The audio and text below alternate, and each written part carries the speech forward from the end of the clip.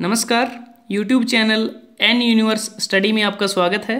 आज हम इस वीडियो में डिस्कस करेंगे HSSC पेपर मंडी सुपरवाइज़र जो एडवर्टाइजमेंट नंबर 7/2015 और कैटेगरी नंबर 17 के अंतर्गत आता है। इस मंडी सुपरवाइज़र की जो परीक्षा है वो 28 मई 2017 को आयोजित हुई है और यह मॉर्निंग शिफ्ट का पेपर है और इस पेपर में हरियाणा राज्य से संबंधित पूछे गए प्रश्नों के बारे में हम डिस्कस करेंगे। पहला प्रश्न है, समाज सुधारक पंडित बस्ती राम का जन्म कहाँ हुआ था? ऑप्शन है छुड़ानी, खेड़ी सुल्तान, पाणजी, सिसाना। तो इस प्रश्न का जो सही उत्तर है वो है ऑप्शन बी, खेड़ी सुल्तान। बस्ती राम का जन्म खेड़ी सुल्तान में हुआ था जो वर्तमान में झज्जर जिले की एक तहसील है और 1880 में स्वामी दयानंद से मिलकर उसके बाद उन्होंने बहुत से गांवों में आर्य समाज के प्रचारक के तौर पर काम किया और वो 117 साल तक जीवित रहे। अगला प्रश्न है, हरियाणा में सर्वप्रथम रेलगाड़ी कहाँ चली? ऑप्शन है दिल्ली रेवाड़ी, हिसार सिरसा, दिल्ली से अम्बाला, नरवाना से कैथल। इस प्रश्न का सही उत्तर है ऑप्शन ए, दिल्ली से रेवाड़ी। अगला प्रश्न है, भक्त व संगीतज्ञ सूरदास किसके समकालीन थे? ऑप्शन है अकबर, बाबर, हुमायूं और औरंगजेब। तो इस प्रश्न का जो सही उत्तर है वो है ऑप्शन ए, अकबर। क्योंकि आधुनिक फरीदाबाद जिले के ग्राम सिंही में एक ब्राह्मण कुल में जन्मे सूरदास बाद में मथुरा आगरा मार्ग पर स्थित गऊ घाट नामक स्थान में बस गए। सूरदास जन्म से अंधे थे और सूरदास जी द्वारा लिखित 5 ग्रंथ बताए जाते हैं: सूरसागर, सुरसरावली, साहित्य लहरी, नल दमयंती और बेहलो। कवि महात्मा सूरदास हिंदी साहित्य के सूर्य भी माने जाते हैं। उनके पिता रामदास गायक थे। उनके गुरु का नाम श्री वल्लभाचार्य था और सूरदास की काव्य प्रतिभा ने तत्कालीन शासक अकबर को भी आकर्षित किया। आईने अकबरी तथा मुतकबूत तवारीख के अनुसार सूरदास को अकबर के दरबारी संगीतज्ञों में माना जाता है। अगला प्रश्न है, दारूहेड़ा औद्योगिक क्षेत्र किस राजमार्ग पर स्थित है? ऑप्शन है दिल्ली से जयपुर, दिल्ली से रोहतक, दिल्ली से अम्बाला, दिल्ली से आगरा। इस प्रश्न का सही उत्तर है ऑप्शन ए, दिल्ली से जयपुर। दिल्ली से जयपुर, बड़ौदा, मुंबई इस राष्ट्रीय राजमार्ग का पहले नाम नेशनल हाईवे 8 था, लेकिन अब जो नया नाम है वो है NH-48। अब NH-8 हो गया है करीमगंज असम से खेपुर त्रिपुरा तक। तो इस दिल्ली से जयपुर राष्ट्रीय मार्ग का जो नया नाम है वो है NH-48। अगला प्रश्न है, हरियाणा में परंपरागत सिर पर पहनी जाने वाली पगड़ी को क्या कहा जाता है? ऑप्शन है खंडवा, टोपी, तोड़ा, अंगोछा। इस प्रश्न का सही उत्तर है ऑप्शन ए, खंडवा। अगला प्रश्न है, काला तीतर पर्यटन स्थल किस जिले में स्थित है? ऑप्शन है हिसार, जींद, सिरसा, फतेहाबाद। इस प्रश्न का सही उत्तर है ऑप्शन सी, सिरसा। यह दिल्ली गंगानगर रोड पर स्थित है। दिल्ली से 325 किलोमीटर है और यह 8.5 एकड़ में फैला हुआ है। 1987 में सिरसा जिले के एक छोटे से शहर अबू शहर में हरियाणा टूरिज्म ने काले तीतर का निर्माण करवाया था। अगला प्रश्न है, हरियाणा की राजभाषा कौन सी है? ऑप्शन है उर्दू, पंजाबी, अंग्रेजी, हिंदी। इस प्रश्न का सही उत्तर है ऑप्शन डी, हिंदी। अगला प्रश्न है, 1857 की क्रांति में हरियाणा के किस जिले का योगदान रहा? गुरुग्राम, रोहतक, हिसार। इस प्रश्न का सही उत्तर है ऑप्शन डी, उपरोक्त सभी का। अगला प्रश्न है, बापोली किस जिले के अंतर्गत आता है? ऑप्शन है अंबाला, पानीपत और करनाल, जींद। इस प्रश्न का सही उत्तर है ऑप्शन बी, पानीपत। क्योंकि बापोली 27 गुजरों के गांव में केंद्रित गांव है। इसके ये जो 27 गांव हैं गुजरों के पानीपत में, उनके जो सेंटर में गांव है वो बापोली है और इस गांव का जो नाम है वो गुज्जर राजा बप्पा के नाम पर पड़ा है। अगला प्रश्न है, प्रसिद्ध फिल्मी नायक श्री सुनील दत्त का संबंध हरियाणा के किस जिले से रहा? इस प्रश्न का सही उत्तर है ऑप्शन डी, यमुनानगर। इनका जन्म 6 जून 1929 को हुआ था और इनका असली नाम बलराज दत्त था। ये भारतीय फिल्मों के विख्यात अभिनेता, निर्माता तथा निर्देशक थे। इन्होंने कुछ पंजाबी फिल्मों में भी अभिनय किया है और फिल्मों के अतिरिक्त राजनीति में भी प्रमुख भूमिका निभाई है। वर्ष 2004 5 में वो युवा मामलों के कैबिनेट मंत्री रहे। वर्ष 1984 में ये उन्होंने कांग्रेस के टिकट पर मुंबई उत्तर पश्चिम से चुनाव जीतकर सांसद बने और वर्ष 1968 में उन्हें पद्मश्री से सम्मानित किया गया। 25 मई 2005 को इनकी मृत्यु हो गई। अगला प्रश्न है, राजीव गांधी एजुकेशन सिटी कहाँ स्थापित और हो रही है? ऑप्शन है मानेसर, सादोपुर, पुन्हाना, कुंडली। इस प्रश्न का सही उत्तर है ऑप्शन डी, कुंडली। इस एजुकेशन सिटी का नींव पत्थर जून 2012 में सोनीपत जिले के कुंडली में रखा गया था।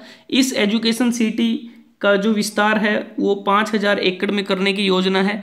इस एजुकेशन सिटी में medical college, engineering college, university को स्थापित करने की भी योजना है। अगला प्रश्न है, इनमें से कौन हरियाणा के मुख्यमंत्री नहीं थे? ऑप्शन है पंडित भगवत दयाल शर्मा, राव वीरेंद्र सिंह, बनारसी दास गुप्त, जीडी तपासे। मैं आपको बताना चाहूँगा, पंडित भगवत दयाल शर्मा हरियाणा के प्रथम मुख्यमंत्री थे जो भारतीय राष्ट्रीय कांग्रेस से थे और इनका जो कार्यकाल 1 नवंबर 1966 से 23 मार्च 1967 तक रहा।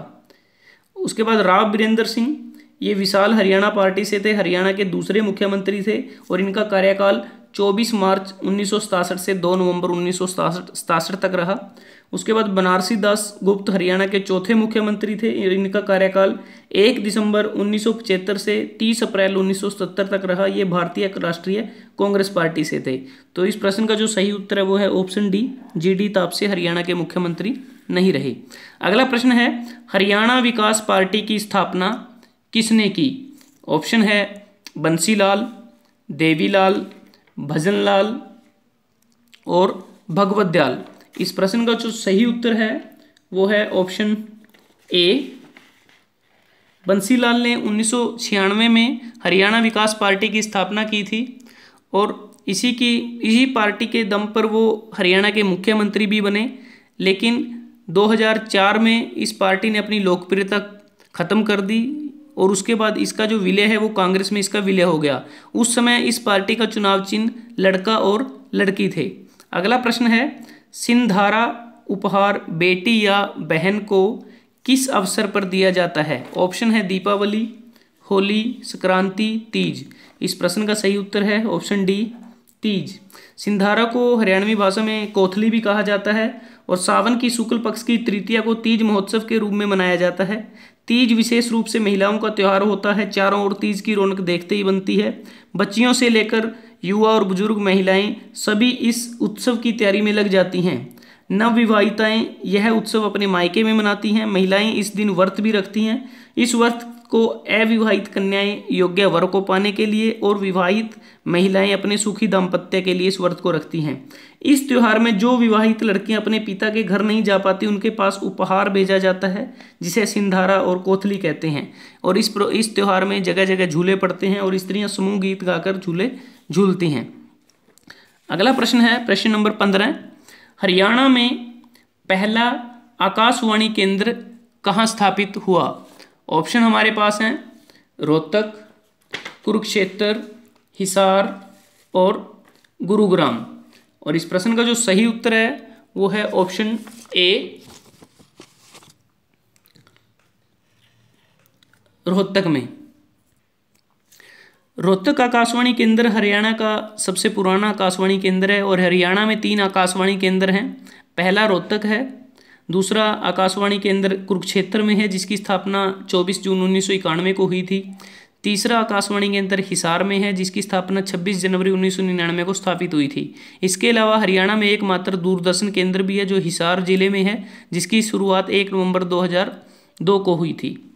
अगला प्रश्न है, रत्नावली किसकी प्रसिद्ध रचना है? ऑप्शन है जयदेव, भाणभट्ट, मध्वाचार्य, हर्षवर्धन। इस प्रश्न का सही उत्तर है ऑप्शन डी, हर्षवर्धन।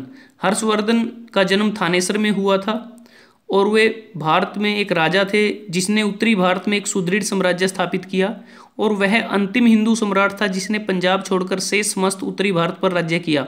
हर्ष साहित्य और कला के पोषक थे और स्वयं वो पंडित थे। उसकी लिखी 3 नाटिकाएं नागानंद, प्रियदर्शिका और रत्नावली संस्कृत साहित्य की अमूल्य निधियां हैं।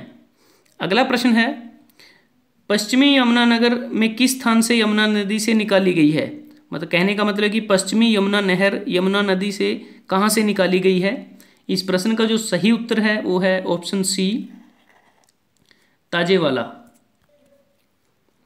ताजेवाला हेडवर्क्स बहुत प्रसिद्ध पर्यटक स्थल भी है और यहीं से यमुना नदी से पश्चिम यमुना नहर तथा पूर्वी यमुना नहर निकलती हैं।